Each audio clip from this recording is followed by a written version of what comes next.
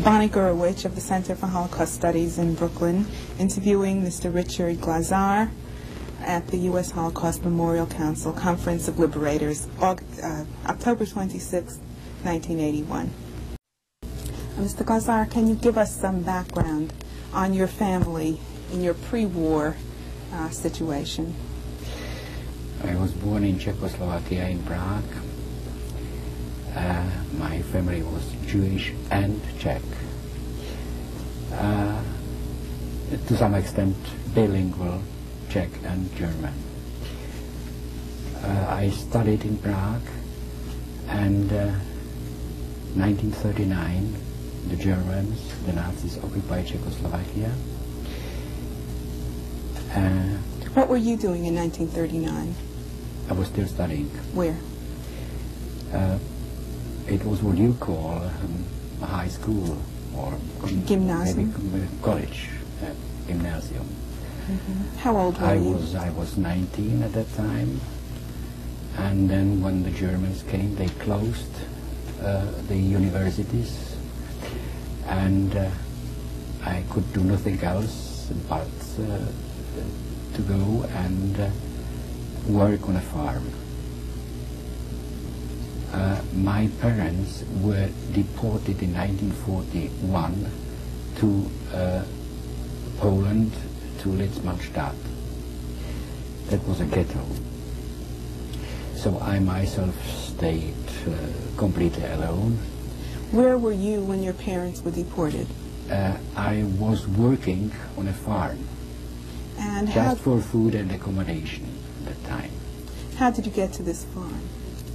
Pardon? How did you get to the farm? Well, I had no other choice. I had no other possibilities, because being Jewish, I could work nowhere. This was the only possibility how to meet both ends, how to make both ends meet. Were the people whom you were with on the farm, had you known them before the war? No, were you identified to them? No, they didn't know. They didn't know me. They just accepted me. They had to have the permission to employ me. This was the only possibility, because I was not allowed to do any other job. Just nothing. So you were identified to them as a Jew? Yeah, right. Did you have to wear any particular identification? Yes. First, I had to have in my identity card a J, what meant Jew, and if I remember well, since 1941 I was obliged to wear a yellow star with the inscription Jew. And then in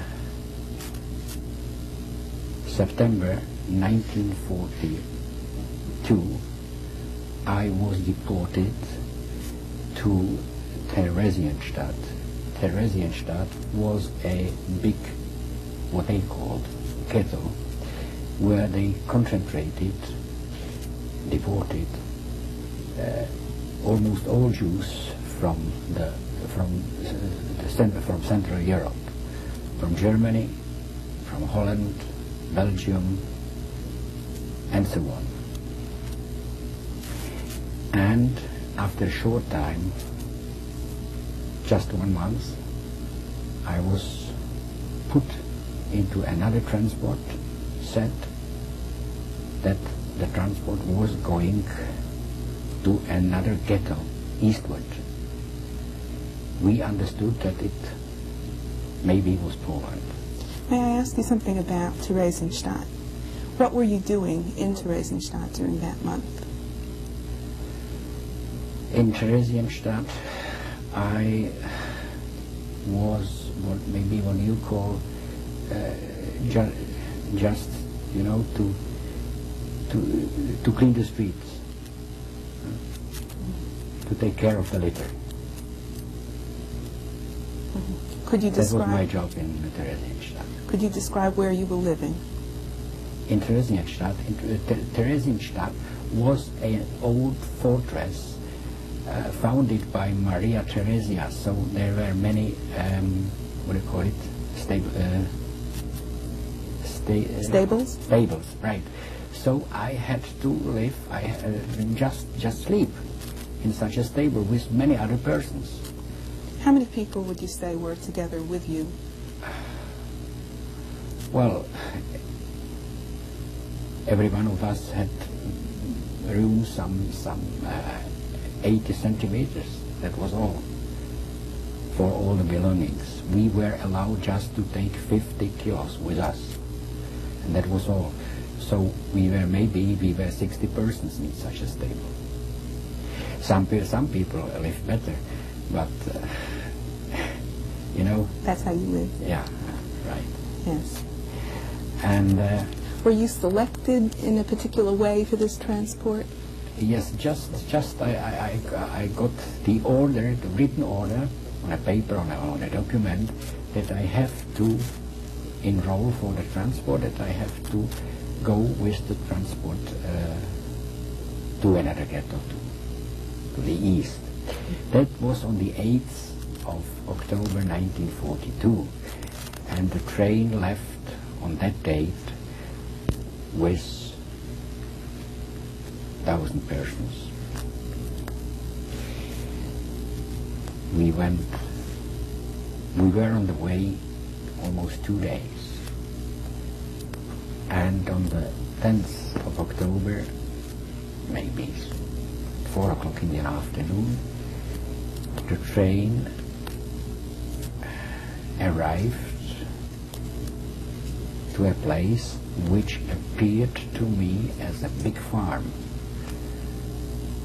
So I was, to some extent, I was satisfied, because that was the work I knew well. What made you think it was a farm? Because there were fences, and these fences were green, but in fact there were barbed wire. It was barbed wire, and what do you call it? You know, like knitting with mesh, with branches, with green branches. Yeah. So everything looked very nice, green, from outside. And then they took us. When the train pulled up to the station, was there any indication of the name of the place? Yes, it was. What did you see? And I see a big inscription, Treblinka. And some other inscriptions too. For instance, railway station, trains in direction to Bialystok, Volkovysk,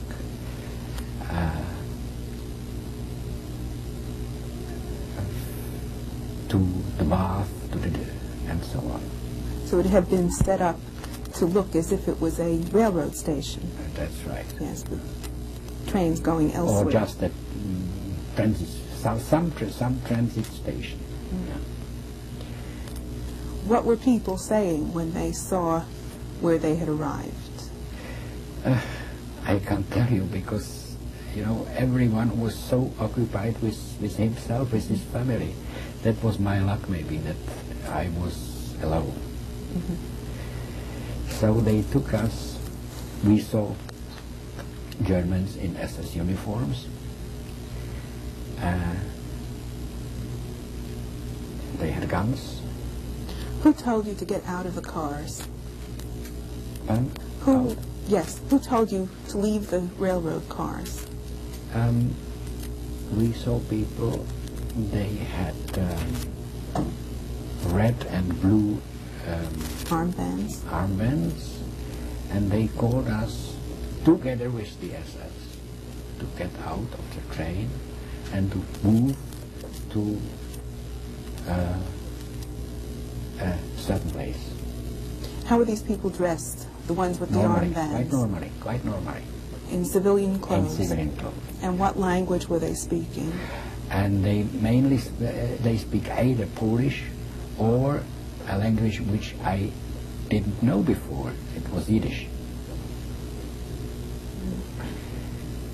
So they took us to a special place, everywhere fence, so that we couldn't see what was happening outside, and they told us we should go to a disinfection bath, and that we should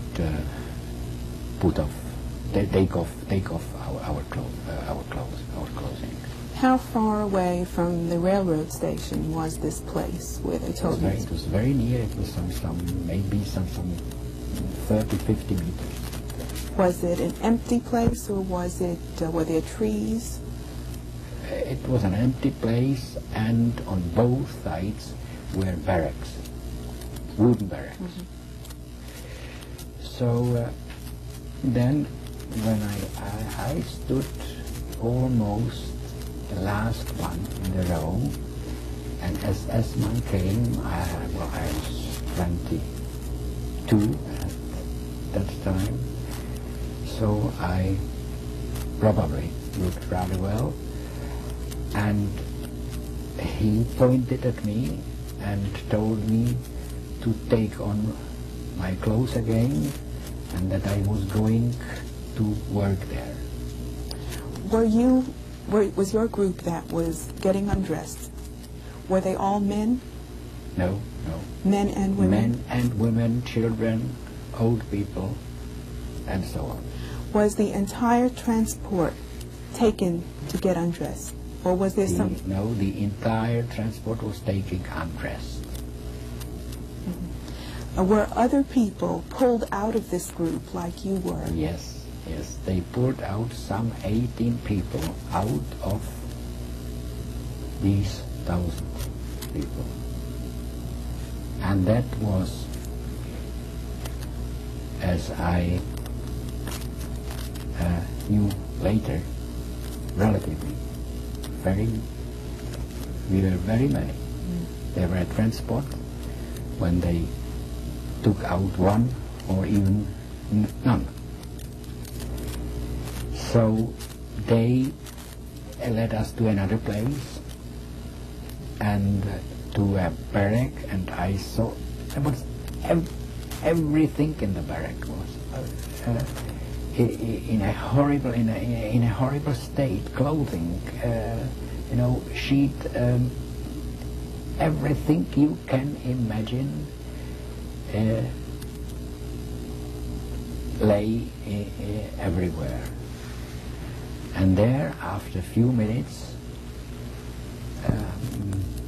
I was told from others who were working there, from the slave laborers, that we were in an extermination camp called Treblinka, and that all people who came with me and went to the bath were dead already. What language were these people speaking to you? They spoke Yiddish or Polish, and because my native language was Czech and I understood German very well, I was almost bilingual, so I could talk to them either in Yiddish, German, or even Czech, because Czech and Polish is rather similar. It's a Slav language. Mm-hmm. Were all 18 people who were selected out of the transport, were they all brought to the same barrack? Yes. So they were all with you? In the first time. At first? Yeah, at first. And what happened next, after you were told by the other inmates that this was an extermination camp? Well, everything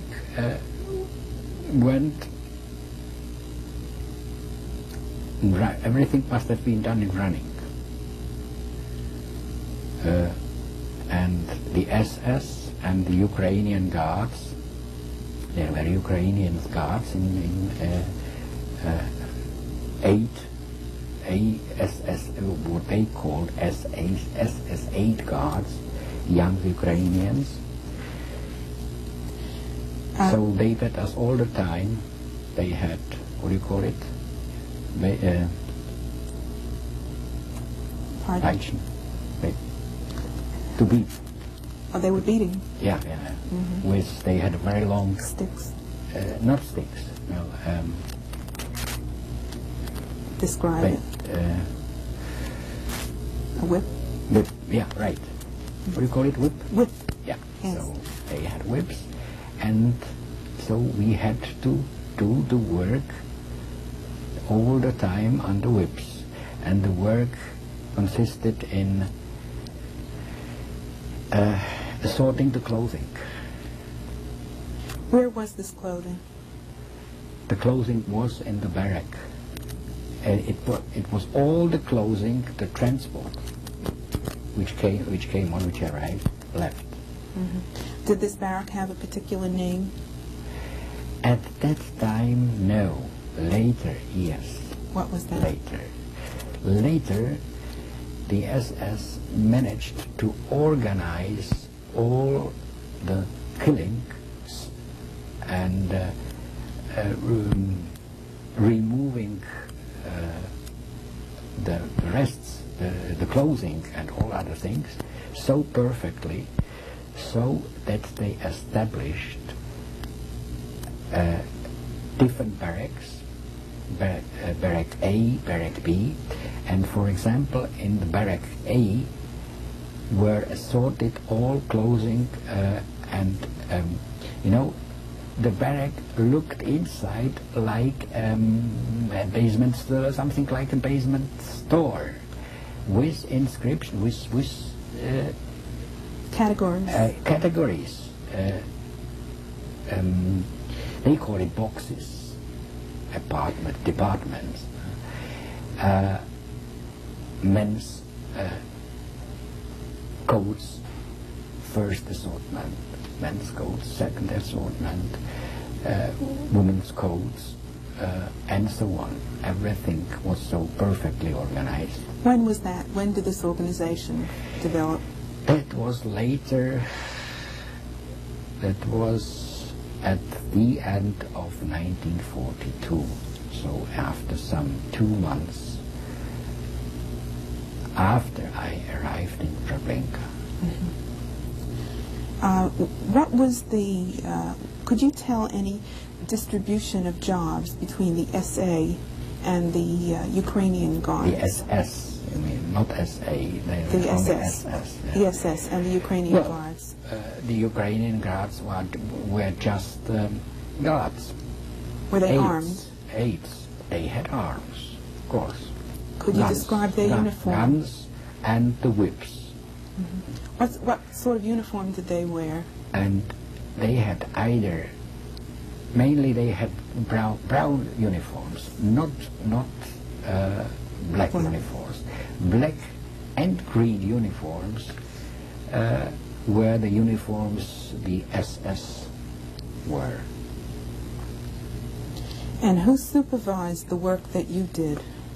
So it was organized like this. There were different commandos of those mainly young people who had been taken out of the transport. And these commandos with the time specialized. So there was, for example, there were 2 or 3 commandos for assorting the clothing. There was a special commando, and they took, especially with the thought, they took people out of the transport. They asked for who was involved in a jewels business, for instance, or who was a banker. They took those people out of the transport and established a commando which was called in German, Goldjuden. If you want, gold Jews. Yes.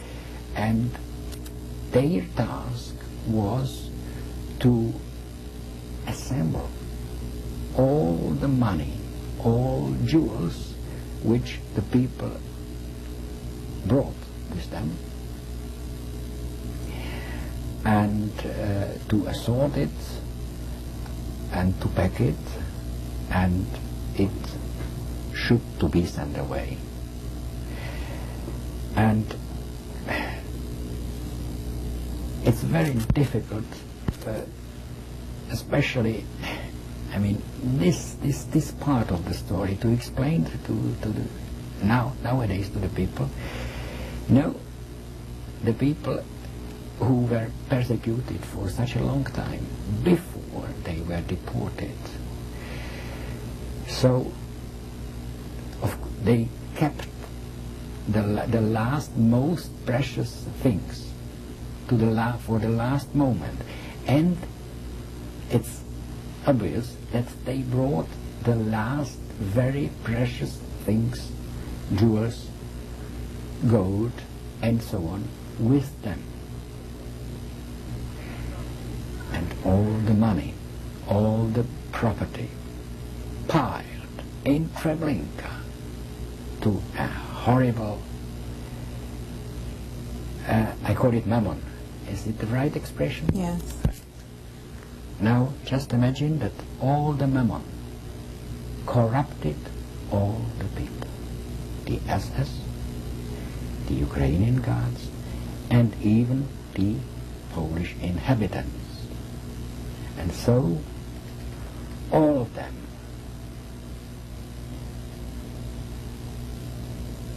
did things that Treblinka persists, and that Treblinka creates the byproducts, that was gold, jewels, and money. And the main product in Treblinka was nothing. The main product was the people who were killed in the gas chambers were then burned on a huge, what do you call it? Pyre. Pardon? Pyre. Pyre, right? Sometimes even 2,000 people burned at once. Did you see this? Yes. Was it outside? It Was was it outside. outdoors? Yeah, it was outside. Everything happened outside. And then so that at last there was nothing but ash. Am I right? Is Yes. that the right expression? Ash. Yes. And the ash was mixed with sand. There was everywhere was sand. It was mixed with sand, so that with much sand, so that at least there was nothing by sand, and nothing was the final product in Treblinka. Did you speak with anyone? Were the different commandos, the different work details, kept separated, or were you able to speak with people who worked, for example, in the Sonderkommando? We were able to speak to people who were organized in other commandos, but for the people who were working straight in the gas chambers or around. But still, with the time, we managed to establish contact with them when organizing the revolt, the uprising. How did you do this? How did you establish contact? Perhaps it would be helpful if you described the layout of the camp. Yeah. Which part of the camp were you in? Quite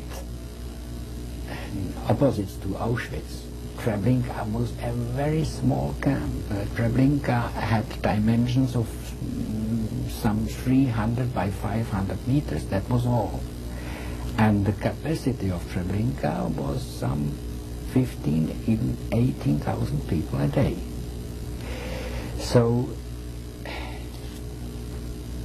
Treblinka maybe had a bigger capacity than Auschwitz, and if the Germans had managed to transport all the people to Treblinka, that they would have killed all the 6 million Jews. Even if they would have been able to kill all the 6 million Jews killed in the Second World War in Treblinka. The bottleneck, that was the luck, the bottleneck lay on the transport roads, on the railway roads to Poland, to Treblinka. How many barracks were in your part of the camp? There were several barracks. The A barrack, the so-called what we called working barracks, then the barracks where we lived in. What were they called? Did they have numbers or letters? No, they called them just Wohnbaracke. To barrack live in 1, 2, and 3. That was all. And there were some shops. They took out, with the time, they took out of the transports even some craftsmen. Yes. And they had to work in Treblinka. About how many people would you say were kept alive and working in Treblinka? In October, November 42, we were some 1,000 people. But later on, they reduced not only the SS, partly the SS, partly illnesses, reduced this population to some 500, 450. There was typhus in Treblinka. No, everything went in such waves in Treblinka. There were waves of what they called the SS Hochbetrieb. That means high performance, something like that. When transports went every day, several transports. And so they finished. There were days when they finished in October, November 42. There were days when they finished even 15,000, 18,000 people a day. Where were these people coming from? Those people came mainly from Poland. Only some 25,000 people came from Theresienstadt, and those were Jews from Czechoslovakia or from Germany. And I saw some luggage with inscription Darmstadt, for example. So those were people who were first deported to Theresienstadt and then to Treblinka. But the majority, the overwhelming majority of the people deported to and killed in Treblinka were Polish Jews or even Jews from Russia, from the occupied part of Russia. So, for example, first of all, Warsaw, from the ghetto. Other towns of Poland, mainly Eastern Poland, and then Białystok, Volkowisk, towns in Russian towns in the neighborhood of Poland. And at the end, they brought the rests of the liquidated Warsaw uprising to Treblinka in June, July 1943, and even some gypsies. I remember very well that they brought to Treblinka and killed several hundreds of gypsies, men, women, children, and so on. Did you see the transports coming in? Yes. You know, I was in Treblinka 10 months, from October the 10th until the 2nd of August 43, the day of the uprising. And I managed to work in several commandos. Could you tell about the others besides? So I knew the Treblinka very well, and at last, that was in connection with organizing the uprising. I was in a special I worked in a special commando. The work was very, very hard there. The commando was called camouflage, and the task of this commando was that was the only commando which went outside the camp to break branches, trees, to take them to the camp, and to make what they called the mocking, like to camouflage the fences, the barbed wire with those green branches. And so I knew even how it looked like outside the camp.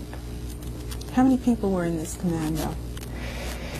We were some 18, this commando.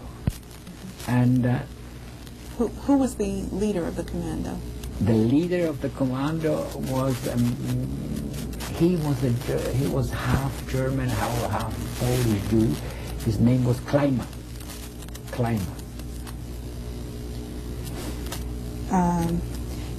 Before we go on to the revolt, I just wanted to ask you something else about the running of the camp. Was there an orchestra?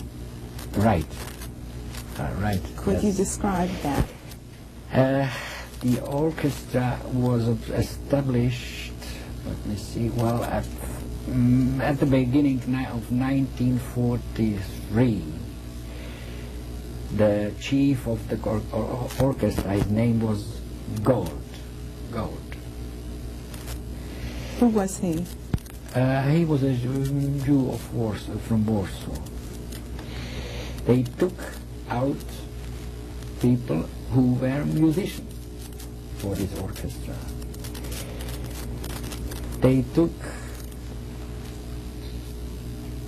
out singers, very good ones.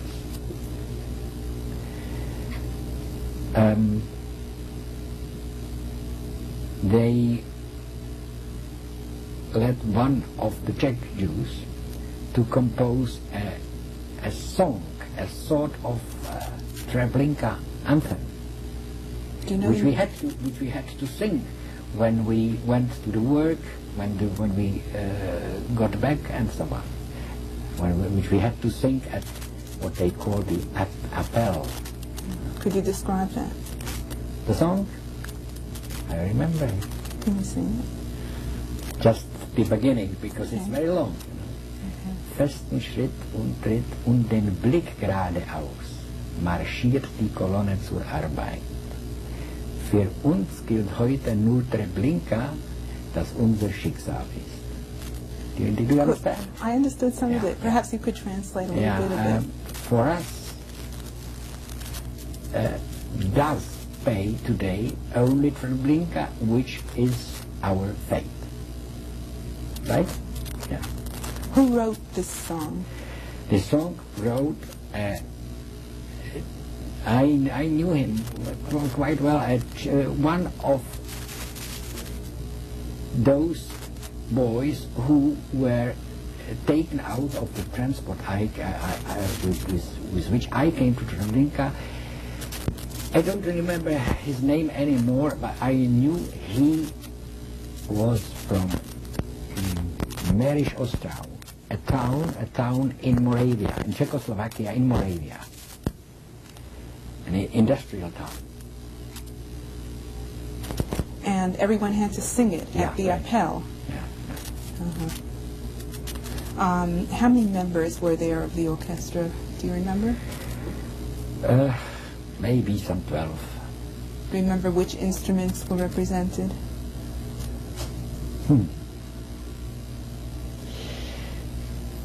Violin, Yes. of course. There. Brass, trumpets. Not trumpets. French horn. Yeah, right. And drum. Drum. Drum, of course. Yeah. And, well, and what do you call it? Accordion. Accordion, right. Accordion. And this is a special story. They took out of a transport a boy which came, he's a Polish from Warsaw, and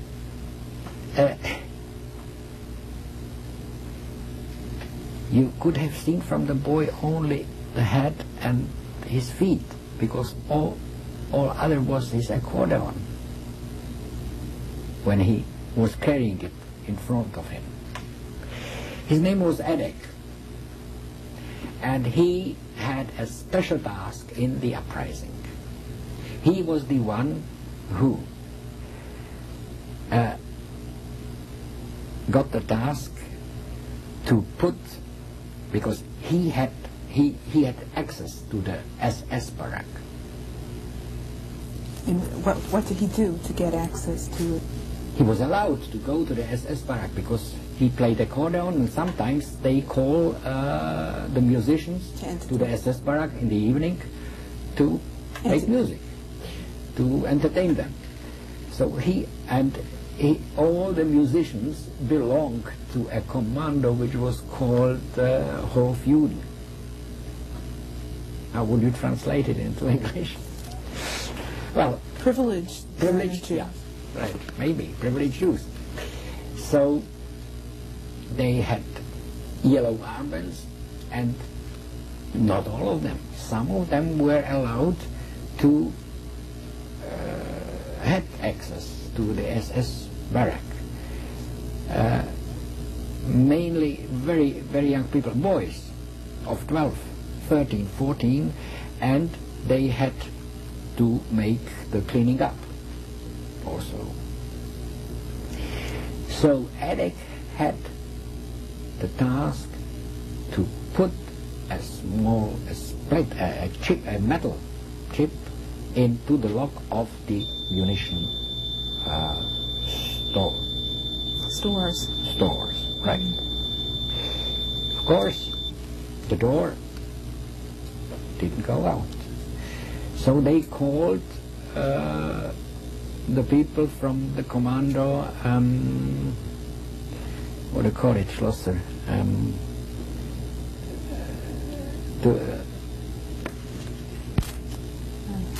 Schlosser? Yeah. Commando? You know, to lock, unlock. Well, they were in charge of locking and unlocking doors. Yeah. And those people told them they couldn't repair it on spot. They had to take all the door from the munition stores to the shop. Now, was this commando, they were inmates of the camp? Yeah, of course. Yes. Of course. All was already organized. It was all prepared. This whole they were scenario exactly. was prepared. Yeah. Could we go back a little further to the very beginnings of the preparation for the uprising? Yeah. How did that happen? How did it begin to be organized? And why, I would say? The first idea, the first common action was in November 1942, when we sent, what do you call it, Schleus, when we managed to send 2 people out in a loading of clothing. Yeah. What were their names? Listen, I don't remember, and it was some elder, something like that, I guess. So, and with the task, they should join the Polish underground, if they manage it, and let the world know, especially let know the English government what was going on in Treblinka, or the existence of Treblinka. Where the train that they were sent on, were they sent together on the same train? Yeah, Yes. they were sent together, the same train. That was the first common action. Where did that train go? The train, we didn't know that. And we didn't know that. I saw only when empty wagons came, and we had then to load them with the assorted things. So I saw inscriptions on the wagons with the names of different German towns. I'll tell you later something about that story. After I and my friend Charlie Unger escaped and came to Germany under false names. Well, that was the first action, common action. Did these people succeed? I was told after the war from the Polish officials that they did succeed, and that the English government or officials simply refused to handle the matter as a matter which belonged to a domain of absurdum, of something which was completely absurd. This is what I was told after the war. There were several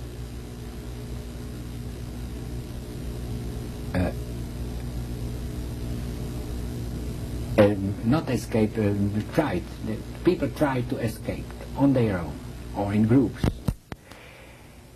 Most of them, they failed. And they killed, of course, they killed the people in a horrible way. They hanged them naked between two trees. They hanged them naked with on the feet with the head. Yeah. Well, Was this in public? Yeah, in public, of course, in public, because it should be for us. Yeah. And after one of the leading SS Untersturmführer Kurt Franz, executed a whole commando. So we came to the conclusion that it,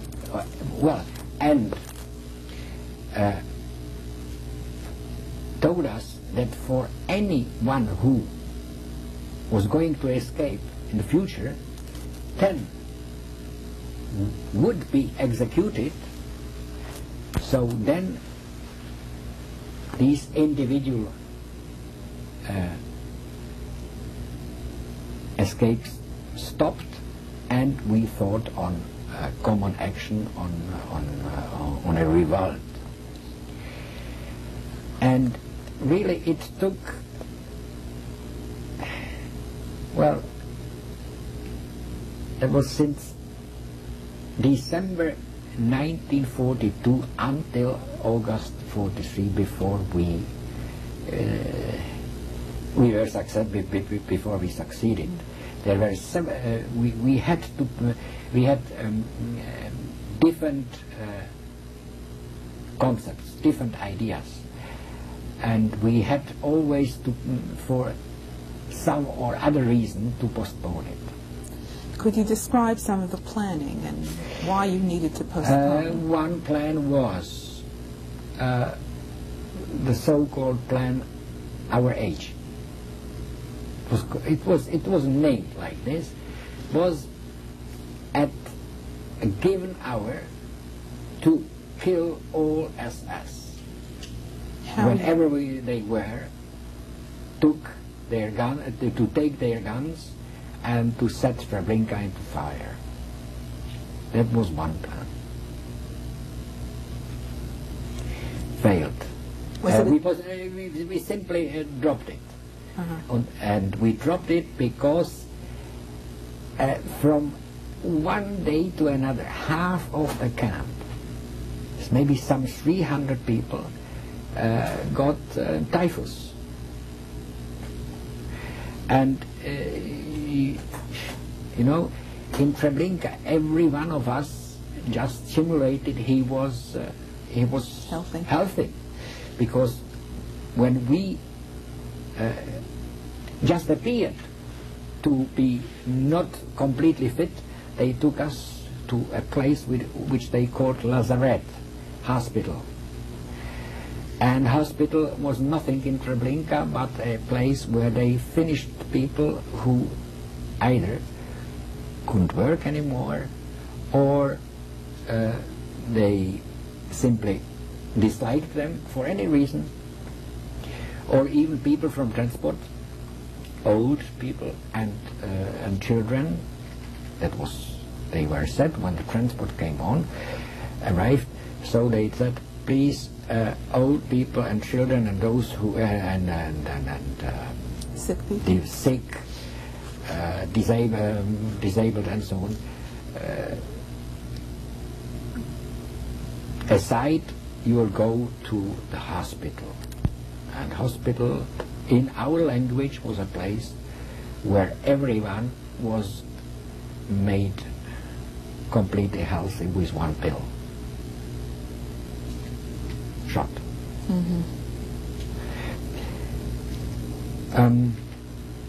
Were there suicides among the inmates? In the first time, there were. In the first time. When was that? October, November 42. Not later, I don't remember later, because we were preparing the revolt. And in different periods in the history of Treblinka must be deferred. The first period when everything went a horrible disorder, shooting, killing people. They killed even people they took out 3 hours ago.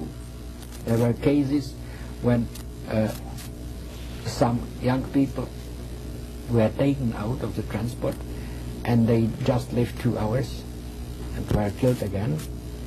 But later, and somehow it was the idea of the commander-in-chief of Treblinka to organize it all perfectly and even to specialize the working commandos. And the idea came, as far as I know, from Franz Baustangl. He was the commander-in-chief of Treblinka. Could you go into more detail now about the revolt? I told you how we got the key. Yes. Of the right. munition store. Now, when that was the way how we got it. All right, that's how it began. Yeah. When the commando said that they have to remove the door. Yeah. In order to fix it. Mm-hmm. What happened next? Then the uprising had to take place on Monday. Because on Monday these boys had to make the cleaning up in the barracks very properly, and they used for this purpose, only for this purpose, what do you call it? A cart. and discard under the litter, they were able to hide the guns and grenades from the munition store.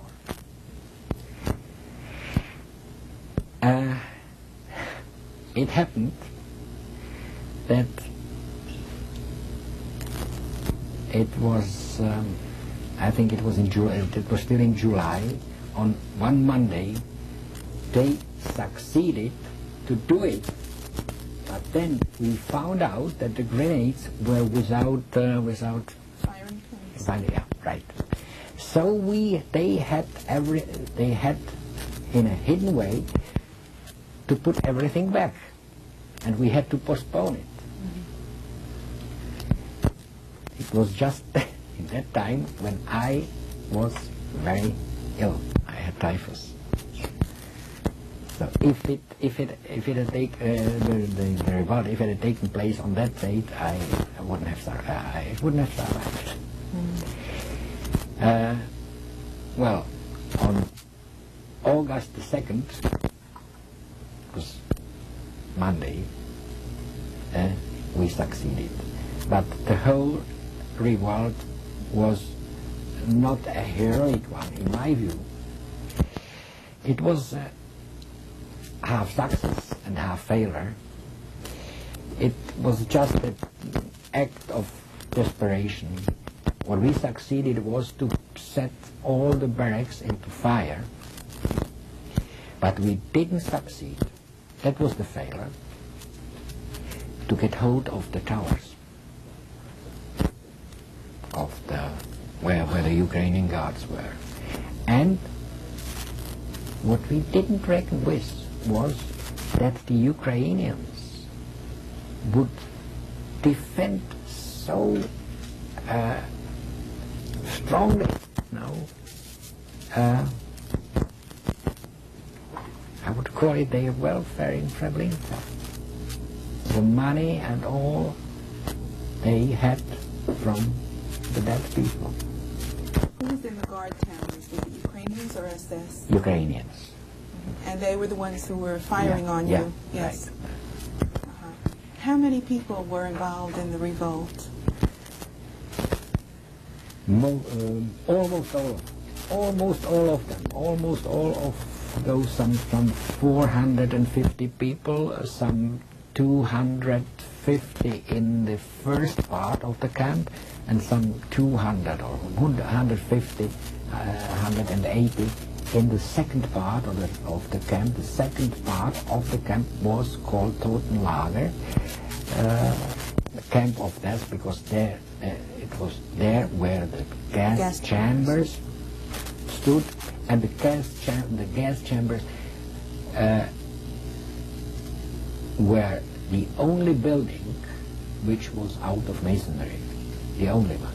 All other barracks were wooden barracks.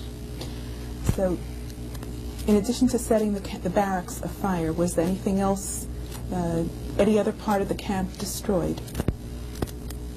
All barracks were burning, except the gas chambers. There is one thing to say.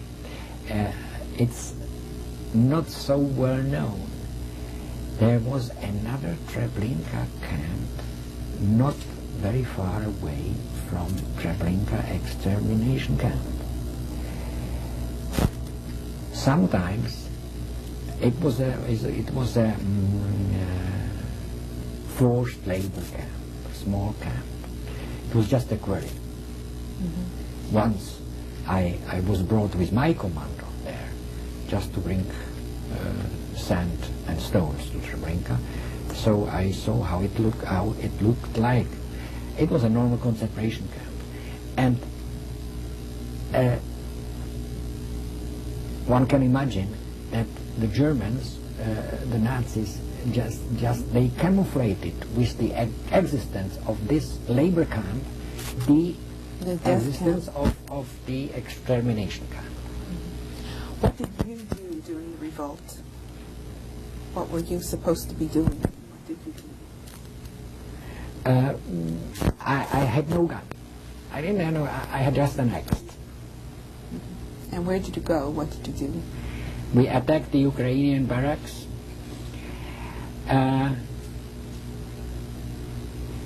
Just behind the Ukrainian barracks were the barracks of the SS. We didn't came far. We were just giving, what do you call it, just giving a chance for those who had guns to shoot. Did you escape from the camp? And then came order, after some 15 minutes, came order to escape. Who gave the order? He was what we called a connecting liaison, not officer. Do you remember his name? Lublink. Yeah. Mm-hmm. So where did you go? So then we passed the barbed wires, we passed the what they called Spanische Reiter, you know. The perimeter, the outside perimeter. Yeah, right. They were shooting, of course, from the watching towers. And because we knew the outskirts to some extent. So we jumped into water and stayed in the water.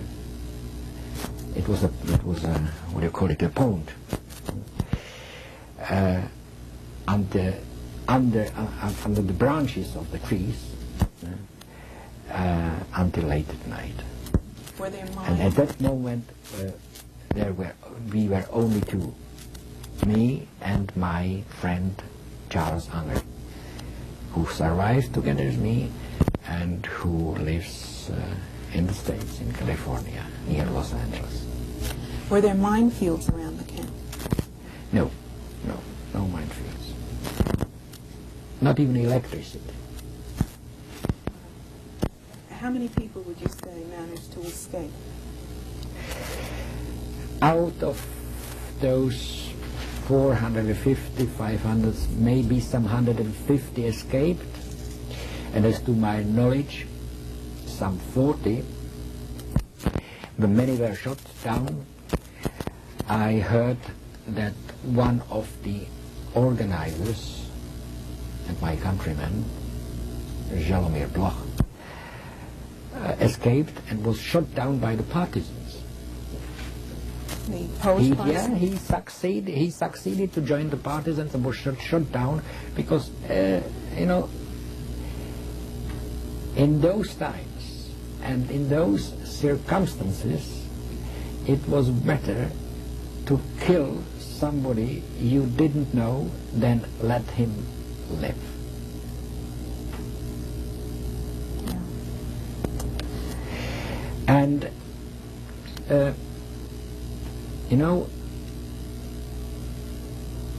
all the population they were mainly anti-Semite. We were told in Treblinka and taught by the older inmates that if by miracle we succeed to escape, we should nowhere tell we were Jews, because they would kill us and look for gold and jewels. I'd like to thank you for telling us as much of the story as we were able to get in this brief time. May I add something? Certainly. I managed to get to Germany. I survived under a false name. At the end of the war, I escaped again through the German lines and I joined the U.S. Army. Which unit was that? I don't remember. I know only that they investigated me for 2 days. the people from Where? the CIC. Where was that? That was in Mannheim, Germany. I got back to Czechoslovakia. I finished my studies at the university. In 1951, I had to work again in a smithy, as I did in Germany in the starring period, as forced labor. Then it went up again with me.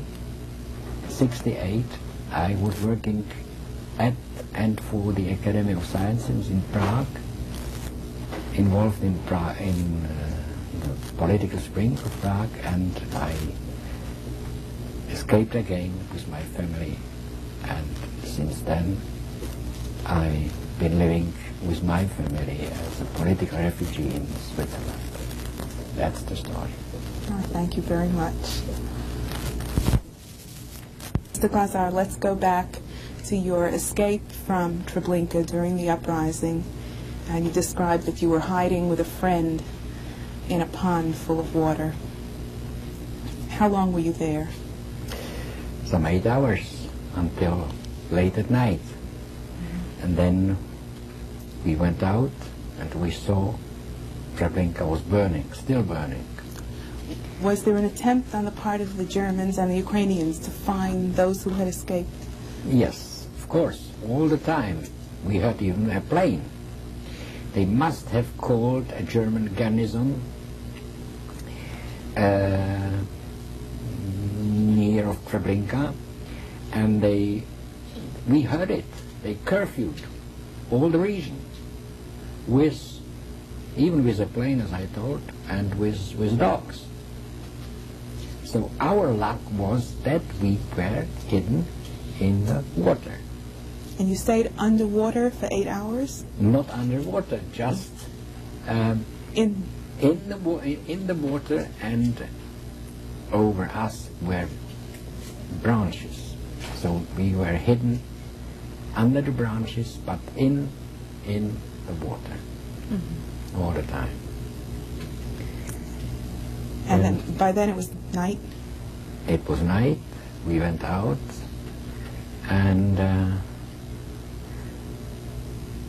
our idea was, because Poland was for us a completely unknown land, so our idea was to flee, to escape, get to the Moravian border, where we knew were some groups of partisans operating. Czech partisans or Moravian? Czech and Moravian partisans.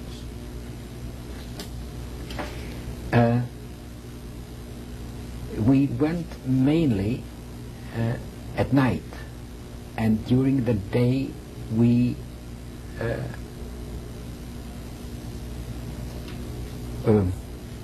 hid ourselves somewhere in the woods. What did you eat? Well, it was August, it was the time of harvest, so we just ate what we found on the fields.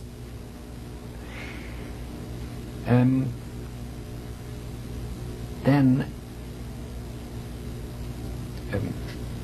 far away from Treblinka, some 400 kilometers westward, we were captured by, what do you call it, the guy, Förster,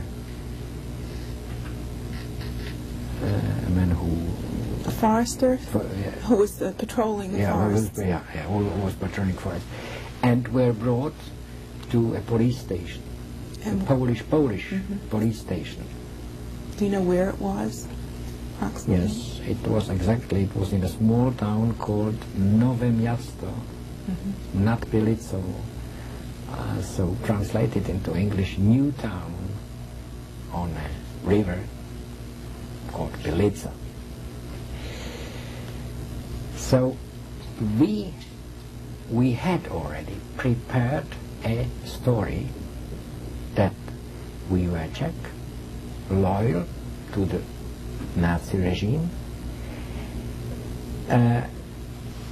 who enrolled, who joined the so-called TOT organization. TOT organization was an aid organization for the German army to dig graves, to do some construction, building work, and so on. How are you dressed?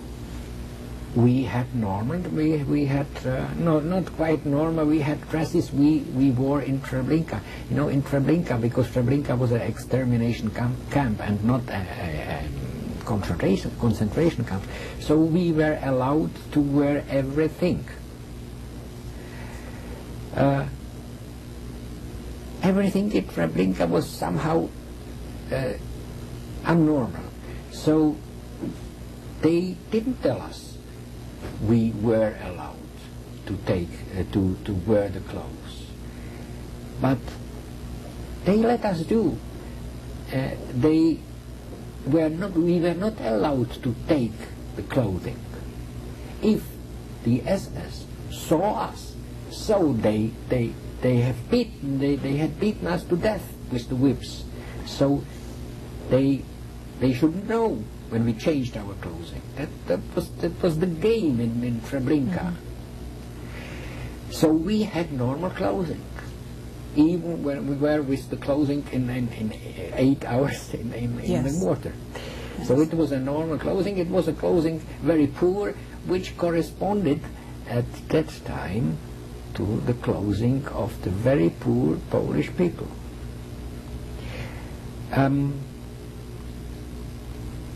Well, and so our story ran as follows. Members of the TOT organization sent to work in Poland, held up by partisans, tortured, captured, escaped, and so on, and that we wanted now to Bohemia and Moravia. At that time, Czechoslovakia didn't exist. Bohemia and Moravia were just, it was what they call it, protectorate, German protectorate with a puppet government. But we told them we wanted home to Bohemia and to complain at our government. So they didn't know what to do with us, and the story was rather probable. And our attitude, that was very important, and that's what we learned from the SS, you know? The crying and the arrogant attitude, that was very important. So you assumed this arrogant attitude in order to fool them.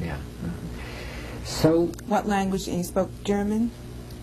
We spoke Czech, we spoke a bit Polish, and we spoke German.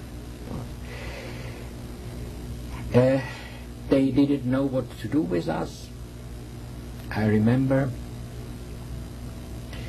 it was in the evening, they let us somewhere behind the town, 2 policemen with guns, and the people in the windows and in the doors, Polish people, shouted and asked the policeman, "You, whom do you lead? Jews for killing?" And the answer was, "No, it's not certain. Maybe some bandits, some partisans." Really? So you had fooled them, really? Yeah. Did you have any papers? Not at that time. They took us to what was known as Kriminalpolizei. Half German, half Polish police, to another town. They put us into a jail. The jail was an old Jewish factory. People were dying there for several reasons, because of insects, bugs, and the like. After a short time, we knew there were only two ways out of this jail. Either, and it was there where we heard for the first time the name Auschwitz. Where was this jail? What was the name of the jail? The jail was in a Polish town called Tomaszów Mazowiecki.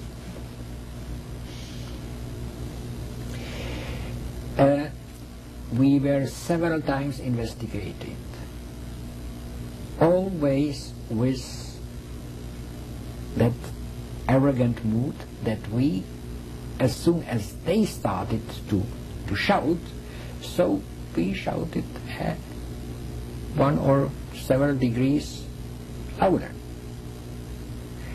That was our defense and desperate policy, if you like.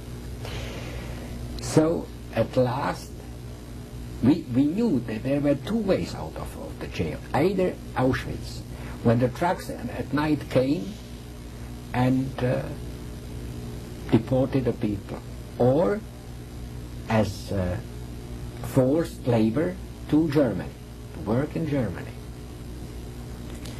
Did you know what Auschwitz meant? Not at the time, not at all. I knew what was Auschwitz as late as after the war. So what did you know, what were you told about Auschwitz at that point? That is a horrible camp, that it was a horrible camp. And that that people were dying there in mass. Mm-hmm. At last, they hesitated, but they gave us the first document. On the names which we told them. What name did you tell them for yourself? Very Czech names. Masarek was my name, and Frišák was the name of Charlie Younger. And on the document was written, forced labor, Heinrich Lanz AG Mannheim. So we were sent to a factory called Heinrich Lanz AG, nowadays John Deere. It's in Mannheim.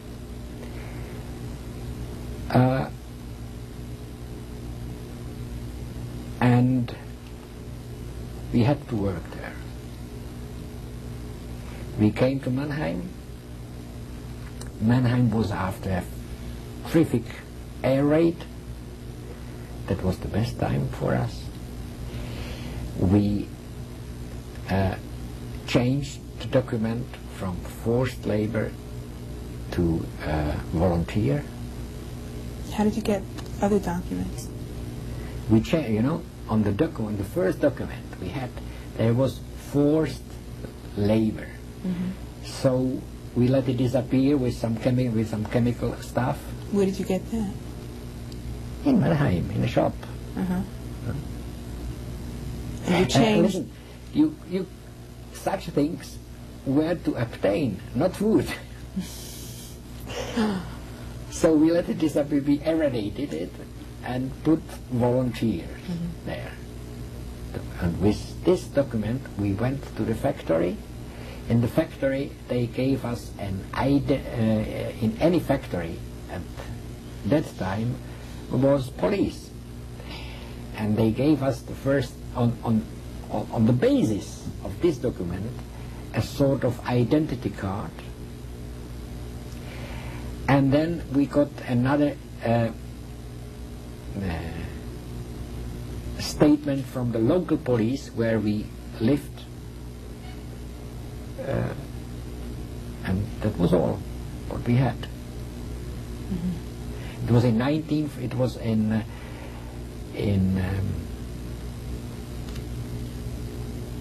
October 1943. And where did you live? And we lived first near Mannheim, in a place called Seckenheim. It was a big, what the Germans called lager, a camp.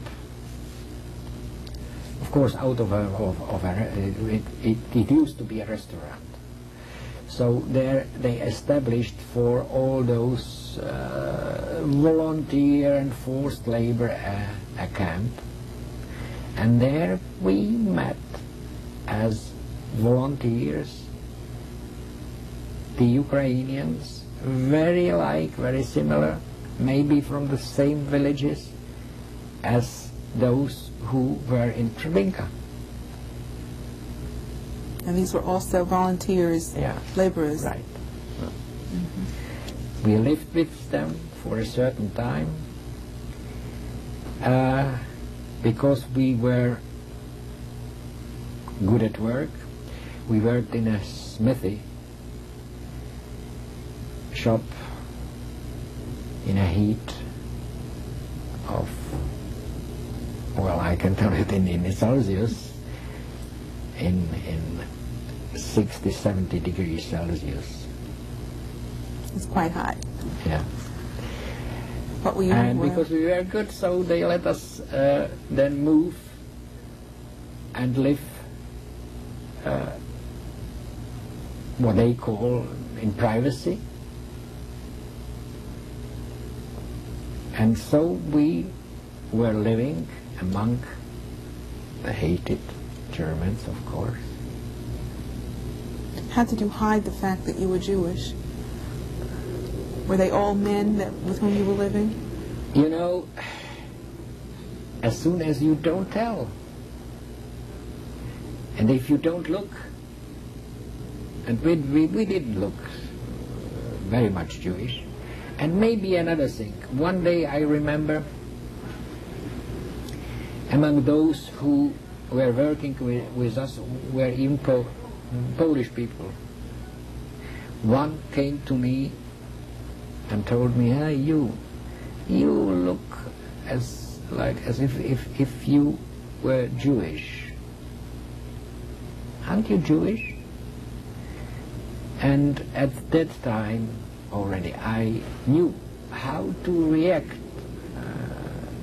to such a danger, such a blackmailing. The only reaction what I was to hit back with all your strength, with all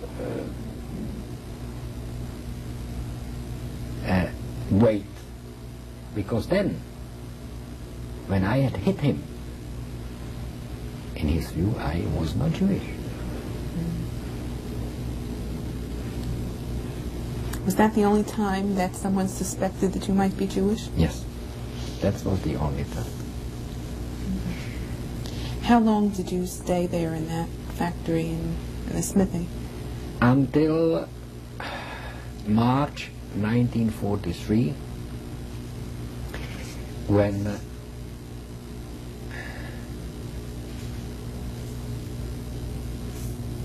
the American army was very near already. 45, March 45. You came there in October 43. We came there in October 43. And you stayed until March? And stayed until March 45. At that time, very few people stayed in Mannheim. Most of them left Mannheim, took all food with them. The only what they left was wine in the cellars, and this is what we lived from for many days. And just imagine that in such a state we managed to get through the German lines and the first American troop shot us nearly down, and so we joined the American army. You said before that you didn't remember the number of the unit. Do you remember who they were approximately? Yes, I don't remember the name of the unit. I know only they took us then to some villa, and there were officers, and they all were on their colors marked CIC. I think it counterintelligence corps. Yes. And they investigated us for 2 days. Do you remember the names of any of the officers, the American officers? I'm sorry. I remember, let me see, I remember the name of the Jewish chaplain. What was that? His name was Aaron Kahn. Aaron Kahn.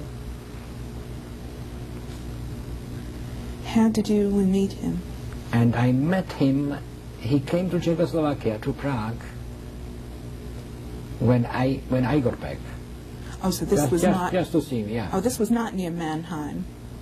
Pardon? Was he near Mannheim? When you got across to the American lines, was this when we chaplain? told, look, when we told the Americans, the officers who were investigating us, that we were Jewish, Yes. so they took the chaplain. Yes. And another high officer, a colonel, which apparently was Jewish, and funny thing, they asked us, okay, if you maintain you are Jewish, so, you know,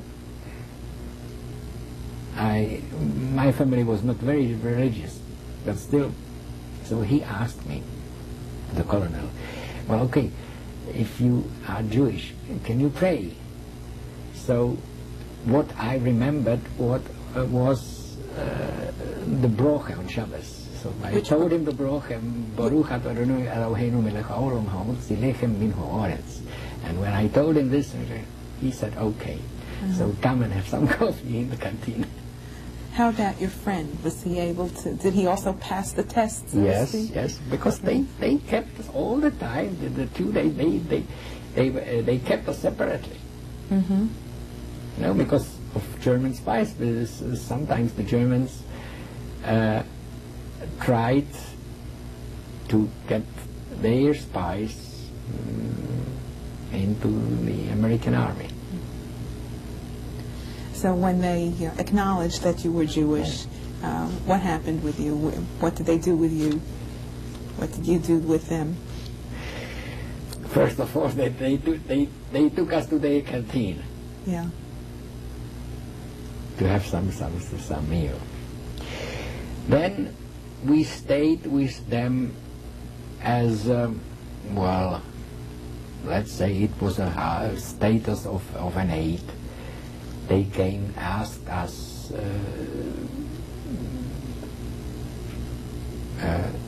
about the German industry.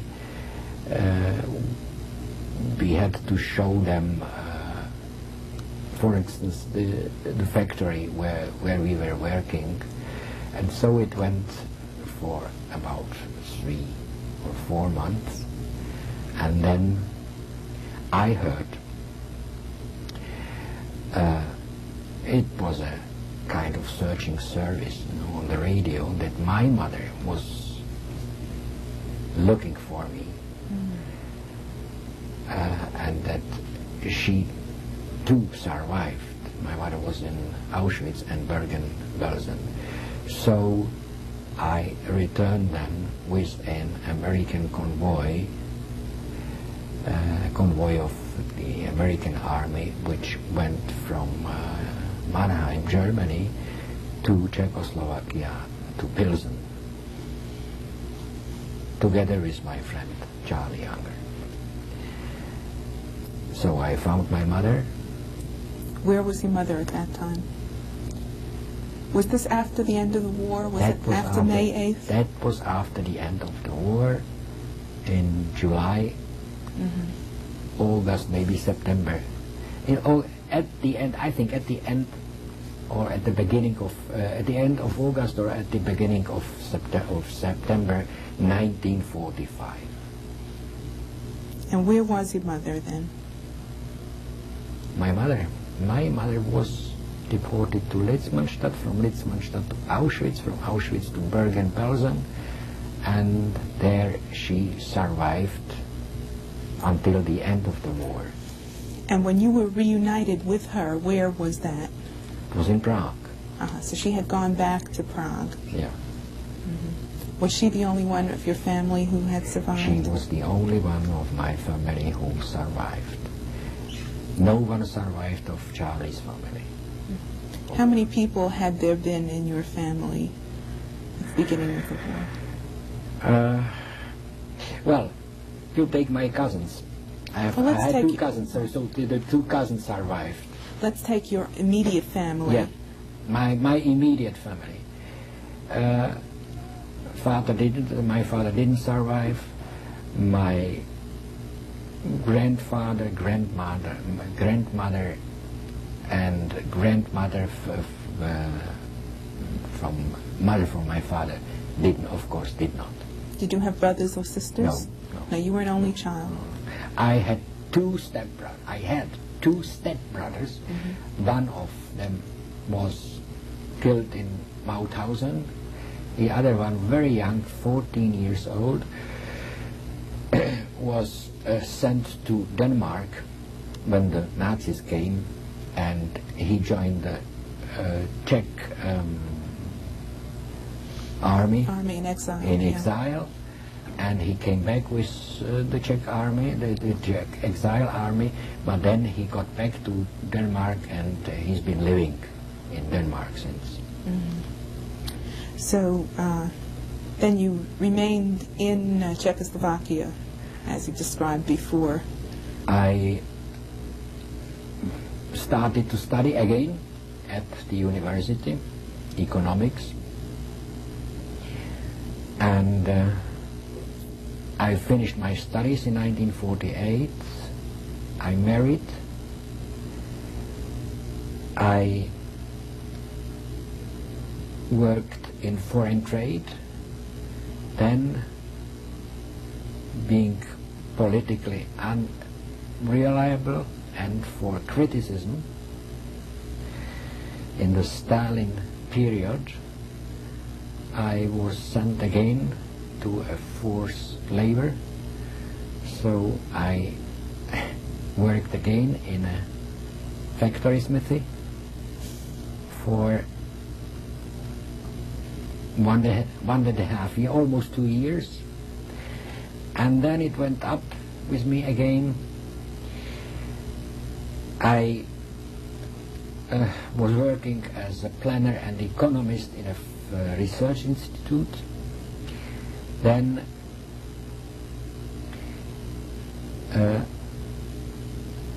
they offered me a job in and for the Academy of Sciences in Prague.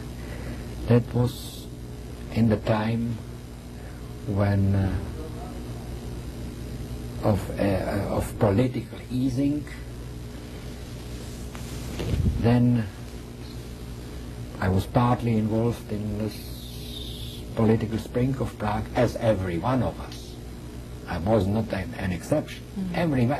Almost every one of the intellectuals were somehow involved. And then in 1969, in March, I escaped. I fled again with all my family, with my wife, my 2 children, son and daughter, to Switzerland, asked for political asylum, and I got it granted. And since then I've been living and working in Switzerland as in business management consulting. research institute as economist. Has your experience in any way affected the way you see yourself in the Jewish sense?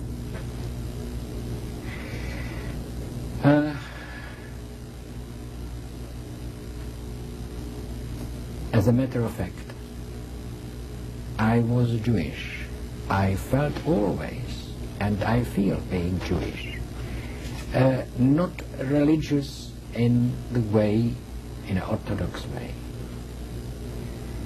But, you know, after Treblinka, it's almost, for me, it's impossible to be religious.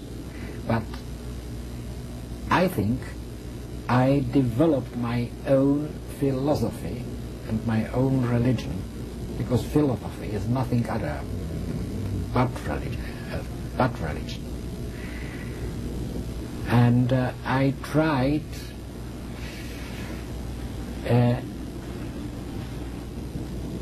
to tell it my children. So they knew I was in Treblinka. They knew they know everything about it, but we don't talk very often about it. Is your wife Jewish? My wife is not Jewish. She knows everything about me being Jewish. She knows a lot about Judaism, but as I told you, we are not religious.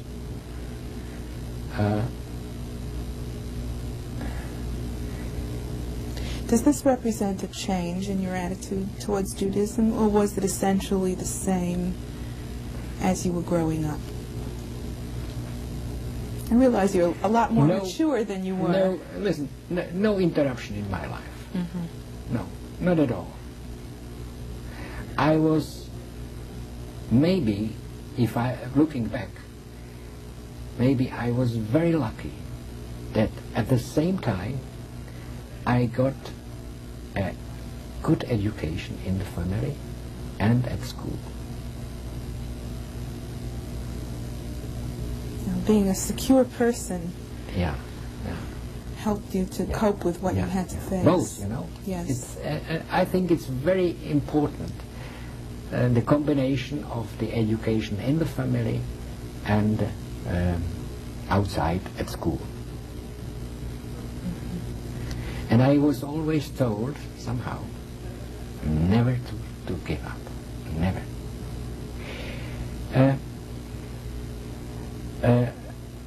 I've been asked many times how, of course, how one survives in such circumstances. And my reply, my answer is that it's not primarily the physical fitness. It's something else. It's maybe, let's call it faith of life. Perhaps your psychological health, where you were, did you feel that you were constantly fighting? Right. Right.